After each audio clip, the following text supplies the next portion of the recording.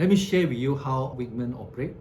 For a moderate risk investor in Wigman, we will, of course, in the first place, do a cash flow management planning for the client to identify how much he need to take care for his living expenses and his financial commitment for the next 6 months. Okay, so once they taken care of already, take away already, what is balance? Say for example, 1 million, we will invest for him on the 10, 80, 10 basis. 10% on the low risk, okay, 80% on the moderate risk, and 10% on high risk. Then you may ask me, why do we put so much in the moderate risk? Okay, because one of the principles that when I introduced SRB under safe criteria, one of the criteria, sub-criteria under S is to say that the return that you invest into something safe, it has got to be able to give you moderate return. Okay, so that your risk is limited to moderate as well. Okay, because if you were to invest into too much money into the high risk investment, chances are you may lose a lot of capital, and that may not goes well with your hard-earned money for retirement purpose.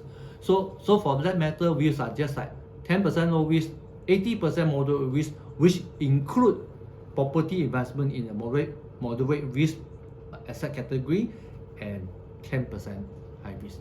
So our clients who has been following us using this strategic asset allocation percentage has got no problem so far to retire at the target retirement age and to retire comfortably after their retirement age. So we must understand that living trust is a private trust product offered by a trustee company for someone to make sure that, okay, in the event of my death, there is a living trust holding some investment asset or cash to provide my family during the probation period, or to protect myself, my client, or my children from the creditor also. But nowadays, there are a special kind of living trust that been promoted by some trustee company that serve not only as a living trust but promise investment return 8%, some even 9%. Now the question now is that is really not a traditional living trust.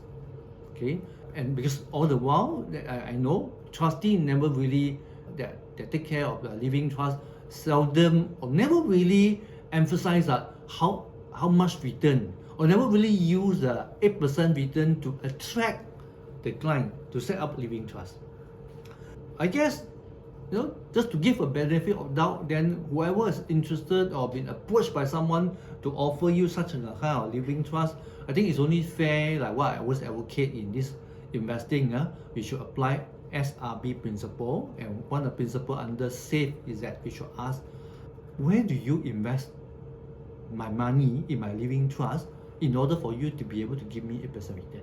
So let's see the answer they give it to you makes sense and can justify how they get the 8% for you year after year. Because I understand the promise is like not only 1 year but second year, or maybe it's a 3-year period, 8%, 8%, 8%. So I think if you find it sensible, then maybe you can consider. But if you find it not so logical, or they refuse to tell you, then chances are you may want to give this living trust investment a pass. Or again, you may want to consult our fee charging licensed financial planner to see what do I have to say about this kind of product, especially if I got more specific details about this living trust.